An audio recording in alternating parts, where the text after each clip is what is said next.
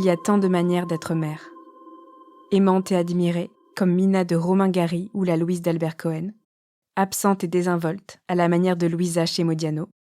Dure et sèche, comme la terrible Folcoche d'Hervé Bazin. Il y a tant de styles maternels.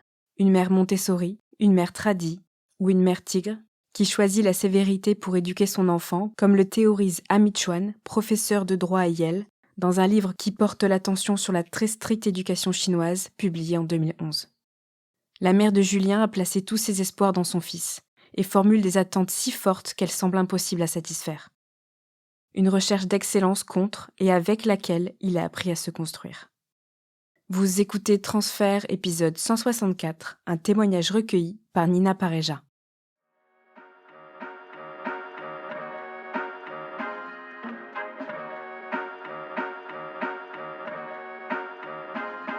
Je m'appelle Xiao Qian et c'est un prénom chinois qui veut donc dire la piété filiale. Ça n'a rien à voir avec mon prénom français, donc Julien, parce que ma mère voulait vraiment que je m'intègre et que je trouve du travail, etc.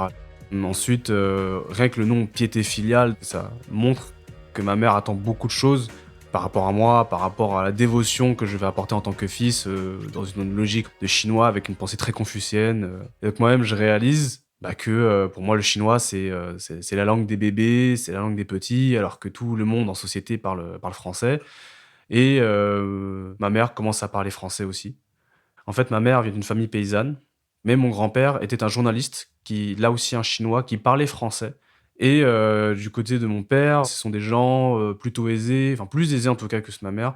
Une chose est sûre, c'est que ma mère, de toute façon, n'a pas eu trop le temps de connaître la famille de mon père, parce que généralement, dans les familles asiatiques, en tout cas chinoises, parce que nous sommes une diaspora chinoise du Laos, c'est souvent la belle-fille qui s'occupe de sa belle-mère. Ma mère, étant une paysanne pauvre, c'était un peu la honte. En gros, ma grand-mère a plus ou moins chassé ma mère et a séparé son fils de ma mère. En tout cas, elle a vécu ça comme une véritable humiliation. Par exemple, dans une table, tout le monde est invité à manger et elle avait une table à part. Ma mère et mon père sont arrivés sous Mitterrand. Ça, c'était les premières années, c'était les années dorées où ils avaient de l'argent, ils étaient jeunes, et ils avaient 26-27 ans. Quelques années plus tard, alors que ma mère et mon père commençaient à s'installer dans un pavillon avec 2 chiens. Ouais, mon père a eu la tête complètement, il s'est fait engrainer par mon oncle. J'ai 3 ans quand mon père part de la maison et il a laissé ma mère avec ses 2 chiens en banlieue sud, quasiment sans revenu. Avec ma mère, c'est très fusionnel. Je suis un enfant très choyé.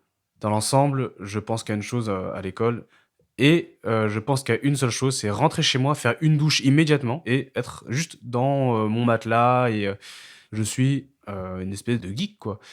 Et ma mère est très peu présente parce qu'elle fait les 3-8, donc elle est beaucoup à l'usine.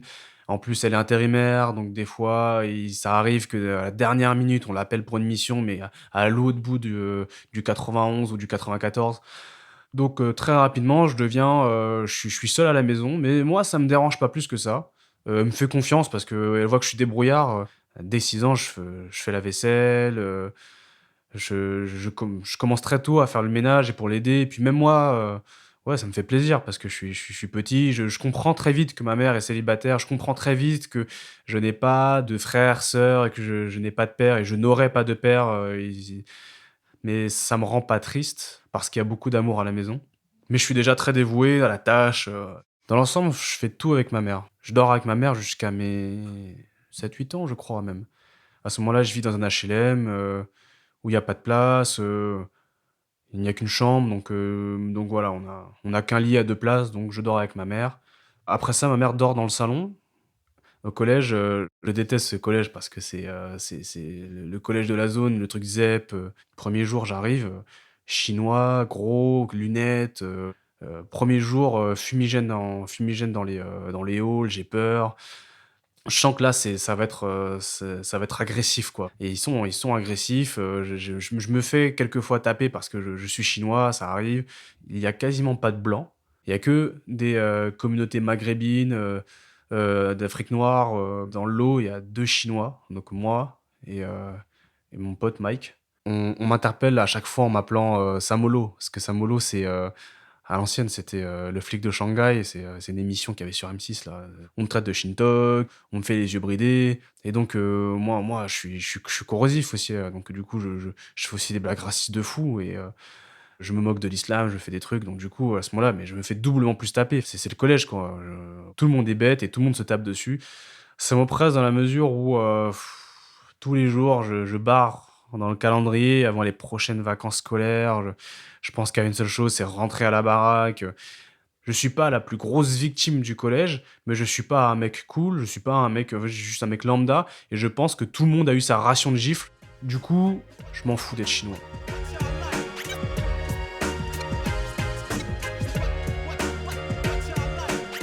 Je m'en fous des Chinois, de toute façon, je parle même plus chinois. Je vis comme un Chinois, je mange chinois, je suis encore une fois très dévoué à ma mère, je l'écoute, je fais plein de choses, mais il y a rien à la télé, à part Samolo ou Jackie Chan ou quelques autres acteurs qui ont des rôles très précis dans des cases très précises. Il n'y a pas de Chinois qui représentent, qui me permet d'avoir une espèce de figure de modèle ou quoi que ce soit. Je suis dans la banlieue sud, dans le 9-1 où il y a pas de Chinois. Je rentre d'abord en seconde, je suis nul en maths. Je suis nul dans toutes les matières scientifiques et du coup, je ne corresponds pas à la représentation qu'on se fait, du chinois fort en maths. J'ai beaucoup, beaucoup de compétences dans les matières littéraires, je lis bien, c'est facile pour moi d'écrire une dissertation. Je quitte ce lycée de Cassos, je suis heureux de partir. Je vais dans ce lycée semi-bourgeois, j'arrive, c'est la première fois que je vois autant de blanches. C'est incroyable. Vraiment, je suis comme ça, je suis affolé. À partir de 16 ans, je commence à sortir. Ma mère m'impose un couvre-feu à 23 heures généralement. À chaque fois que je vois 22h45 sur ma montre, je commence à bégayer. Je me dis, ok, faut que je rentre vite, faut que je cours. Ma mère a peur que je devienne un délinquant, que j'ai des mauvaises fréquentations. Ma mère veut bien qu'il y ait n'importe qui à la maison si je préviens. Souvent, je ramène, je sais pas moi, je ramène par exemple certains potes comme Ahmed, comme Abdoulaye. Là, du coup, ma mère fait une petite tête, elle me fait comprendre qu'elle est pas contente, mais bon, c'est mes amis, donc mais quand c'est mes autres potes, Damien, Corentin, Kevin et tout, là, elle s'en fout, hein. Elle s'en fout complètement et c'est comme si le blanc, c'était, c'est de l'eau, quoi, c'est le truc normal, quoi, c'est les talons de mesure. Plus tard, en terminale, il y a une fille, qui m'intéresse pas mal et elle est au club de théâtre. Je me dis, «Ouais, vas-y, je vais m'inscrire au club de théâtre pour essayer de me rapprocher d'elle». 3 4 mois après, ben, ça marche et c'est ma première copine et je découvre sa famille, donc, de portugais, donc de blancs. Ils m'accueillent à bras ouverts. Ma mère, lui dit: «Bah, maman, j'ai une copine». Bien sûr, la question tombe, quelle origine? Moi, je fais: «Ah, elle est portugaise». Ah là, ça lui plaît moins, ça parce que limite, j'ai l'impression dans le barème des origines, de cool à pas cool, blanc étant normal, noir arabe étant pas cool, le portugais, c'est entre les 2 quoi, j'ai l'impression, quoi. Elle dit: «OK, mais je veux pas que vous veniez à la maison».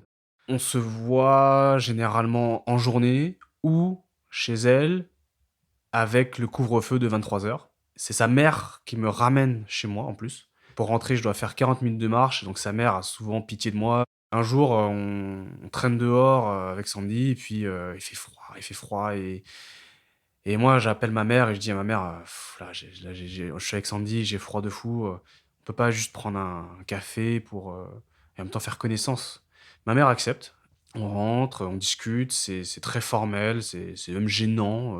Ma mère, sert le thé et les gâteaux, mais je fais une bourde. En fait, je débarrasse, l'assiette et la tasse de Sandy. Sandy part, bien sûr, ma mère ne la raccompagne pas. La première chose qu'elle me dit, c'est: «C'est qui cette princesse?» Et moi je fais: «Comment ça?» «Bah, c'est qui cette princesse là? Genre c'est toi qui débarrasses, sa tasse, son assiette, tu son chien ou quoi?» et cetera. Ma mère me dit toujours, «Oi Chonang». Chonang, ça veut dire en gros, toujours, faire attention, toujours, en fait, faut faire attention sans demander. Là, j'essaie de rentrer dans un monde diplomatique et je lui dis à ma mère: «Non maman, c'est parce que c'est mon invité, et puis, ça c'est plus comme ça, chez les Falanges comme on dit». Elle dit, «Bon, vous revenez plus à la maison, hein». Ouais, juste parce que ma meuf n'a pas débarrassé son assiette, c'est fini, quoi. Après une fois, donc bah, forcément, on a 18 ans, ma mère, est censée rentrer, vers 19h30, mais assez tard. J'avais prévu dans ma tête un plan et cetera et on fait ce qu'on a à faire et je la raccompagne, mais je n'ai pas le temps de ranger tout. Le matelas, j'essaie de ranger au mieux, mais en fait, ma mère, en fait, elle rentre plus tôt. La notion d'intimité, ça n'existe pas du tout. Il n'y a aucune justification pour elle de fouiller. Pour elle, c'est normal de fouiller parce que je suis son gosse. Elle fouille, elle, découvre que j'ai couché, bah, avec Sandy, ça la rend dingue. Elle me fait comprendre que je sors avec une putain, que, c'est quoi cette fille facile, qui donne son corps si facilement, Ma mère a surtout peur que je me détourne de mes études et que je me détourne aussi, d'elle. Parce qu'elle répète tout le temps qu'une femme va séparer, la mère et son fils et que du coup je vais pas prendre soin d'elle et cetera et cetera. Moi, comment je reçois ça? Bah, je suis en colère, je suis énervé. Du coup, je commence à être de plus en plus secret, je mets un code sur mon téléphone. Sandy devient vraiment mon vrai cocon.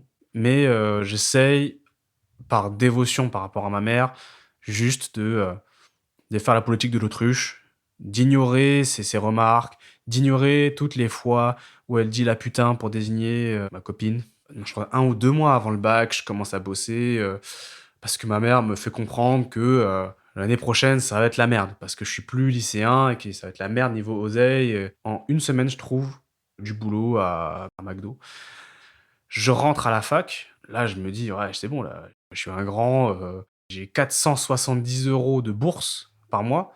C'est un truc de fou, j'ai jamais eu autant d'oseille de ma vie. Je me permets la fantaisie, la folle idée de me dire, «Et si j'allais dormir chez ma meuf?» Et j'ai 19, enfin 18-19 ans et là, ma mère, elle me dit clairement: «Non». Moi, je fais: «Bah si, j'irai». Elle me rétorque immédiatement, «Bah écoute, si jamais tu vas dormir, chez ta copine, enfin chez ta putain, et ben, tu dégages de la maison». Je reviens le lendemain matin et là, ça monte, la discussion directement. En fait, elle me dit de dégager. Je prends, ma valise, mon sac de sport, je mets tout ce que je peux, tout ce que je peux et je me barre et je vis 2 semaines chez ma copine.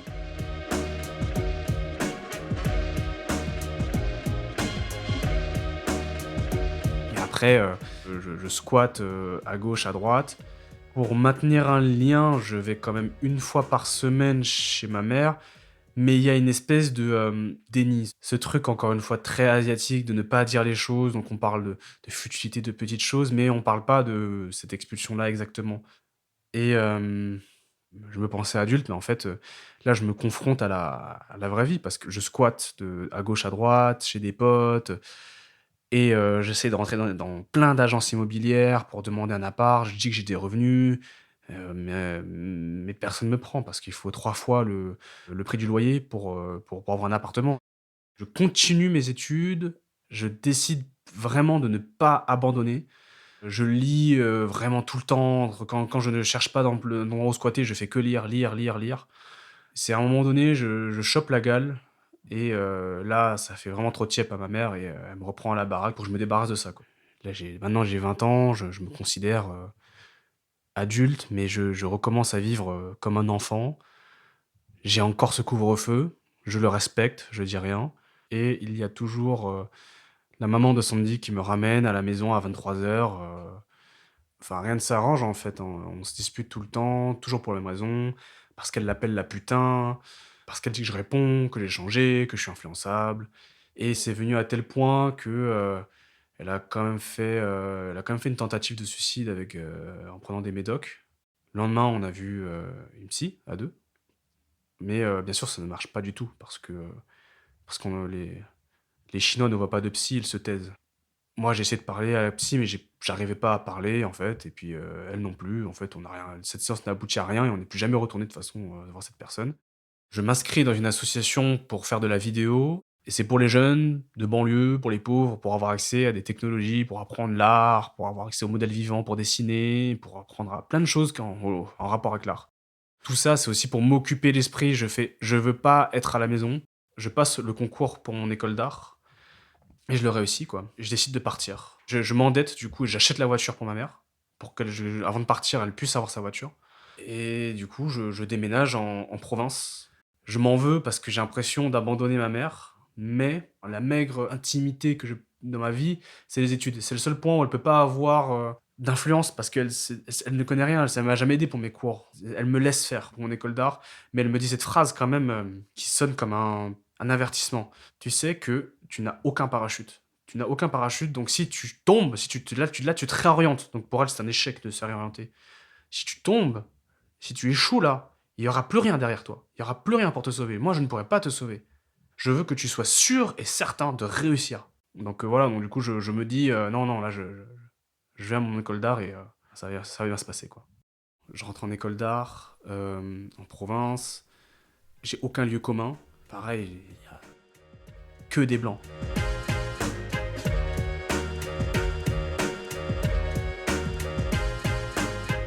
Pas les mêmes blancs que je fréquentais, c'est ça le pire.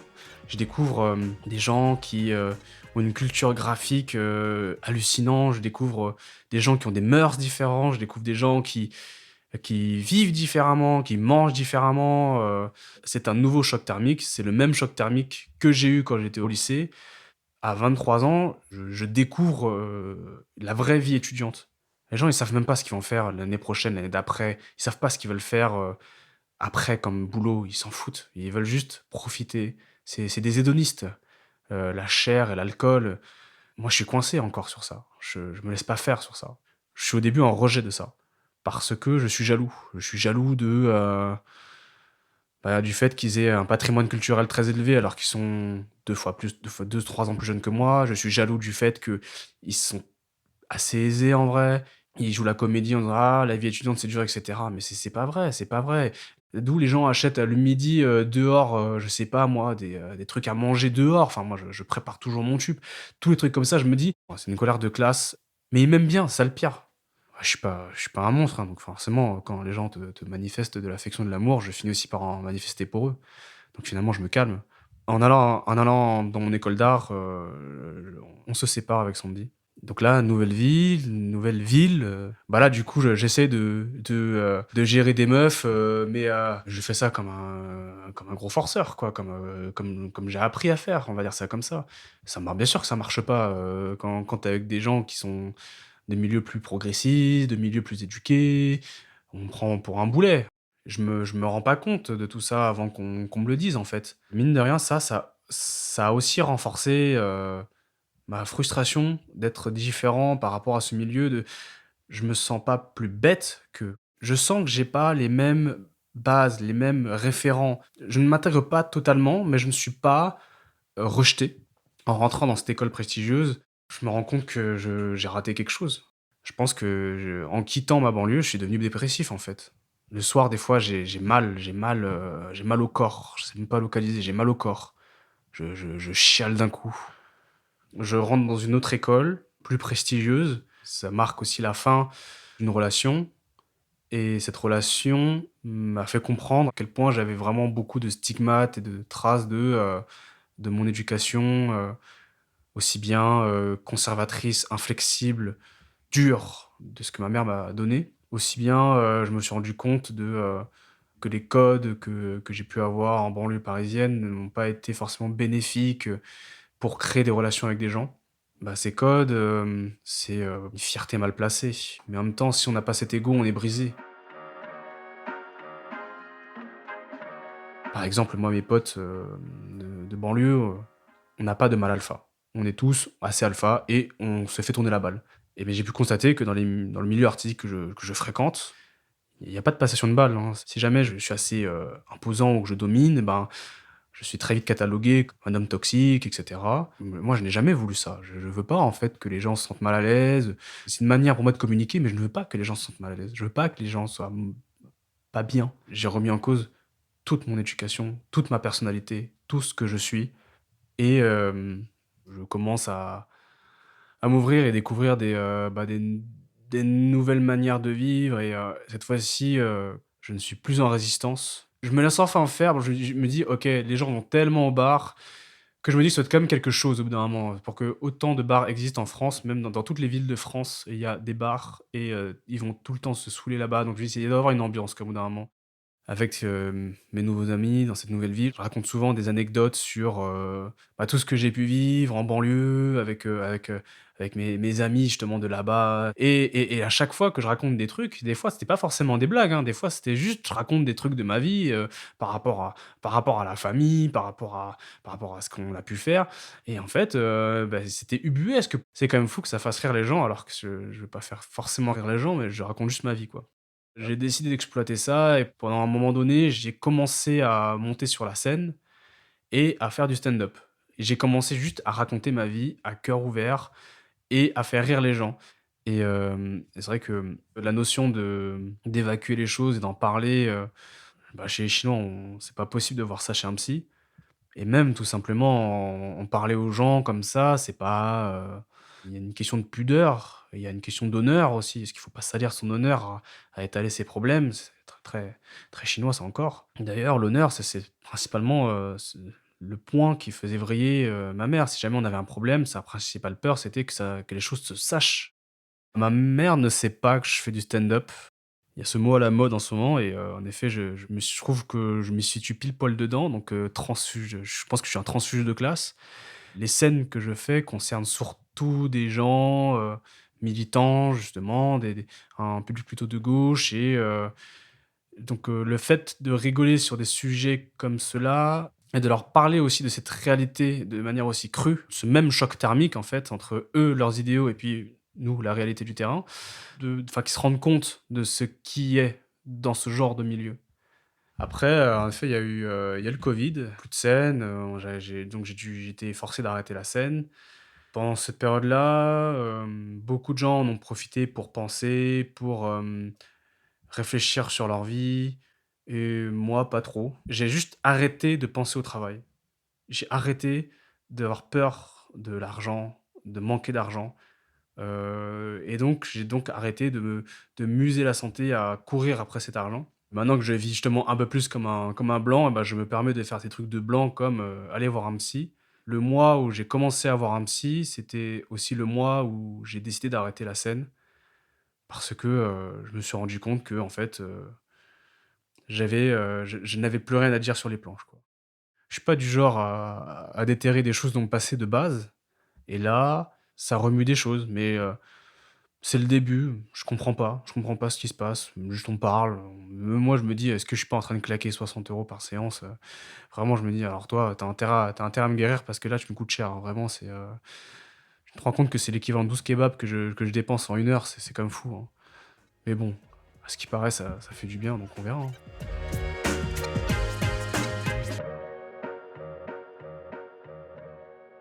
L'été 2021, quand j'ai vu ma mère, j'ai pété un câble, on s'est disputés.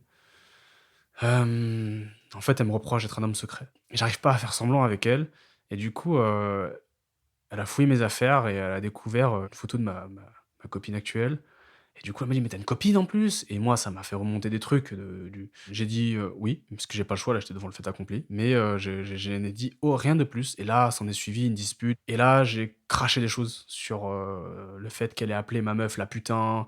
Je lui ai dit que il y avait plein de choses qui m'avaient beaucoup blessé, donc j'ai tout lâché, tout dit et à ce moment-là, elle m'a juste dit: «Tu rancunier quand même, hein, là franchement, pourquoi t'es rancunier comme ça? Pourquoi t'as la rage comme ça?» Voilà, du coup, moi, je me suis dit: «OK, on se comprend pas». Comme c'est pas très chinois comme manière de faire, bah, elle l'a pas écouté, elle l'a pas entendu et maintenant on se parle plus. Je dis ça comme ça, c'est tabou pour tout le monde, parce que tout le monde dit: «Mais non, c'est pas vrai» et cetera. Parce que tout le monde, on a le culte de la mère, mais moi, je pense aujourd'hui que j'aime plus ma mère. C'est un truc, c'est violent parce que tout le monde dit: «Mais non, c'est pas vrai» et cetera. Je dis: «Ah si, c'est pas de l'amour que je ressens pour ma mère, c'est une corvée, c'est un devoir». Parce que ma mère, même si je ne l'aime plus, je la respecte, parce que c'est ma mère. Elle m'a élevé, dans un pays qui est pas le sien, elle m'a élevé toute seule, elle m'a élevé avec pas d'argent. Elle m'a donné tellement de choses, elle m'a extrait d'une condition sociale aussi, qui aurait pu me vraiment j'aurais vraiment pu mal tourner si elle avait pas fait certaines décisions dans la vie et pour ça, je suis très reconnaissant, je la respecte. J'ai pas tant d'oseille que ça, mais dès que j'ai de l'oseille, j'essaie de le claquer pour lui assurer des choses. C'est pas, La voiture tombe en panne, je lui paye, elle a besoin d'une imprimante, je lui paye, je lui pose même pas de questions, elle a besoin d'argent, je lui fais un virement, je lui pose pas de questions. Du coup, on va dire que d'une certaine manière, cette piété filiale, je l'exprime peut-être pas comme elle le veut, mais je l'exprime du mieux que je peux et même aujourd'hui, je me force à essayer d'exprimer cette piété filiale. C'est une manière pour moi de la respecter, mais si on parle d'amour en tant que tel, je pense pas que j'ai de l'amour, je pense pas, je pense que je n'ai plus d'amour, mais juste du respect et de la reconnaissance, mais je peux pas forcer l'amour, en tout cas, ça c'est sûr.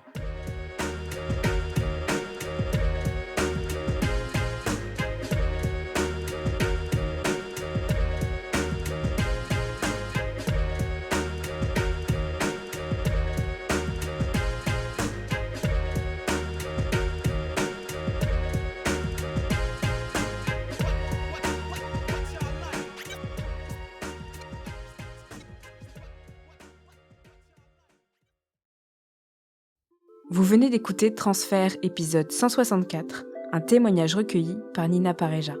Il a été produit et réalisé par Slate.fr sous la direction de Christophe Caron et Benjamin Septem-Ours. Production éditoriale, Sarah Koskiewicz. Prise de son, Nina Pareja. Réalisation et montage, Victor Benamou. Retrouvez tous les épisodes de Transfert sur Slate.fr ou sur votre application de podcast préférée. Pour proposer une histoire, vous pouvez nous envoyer un mail à l'adresse transfert@slate.fr.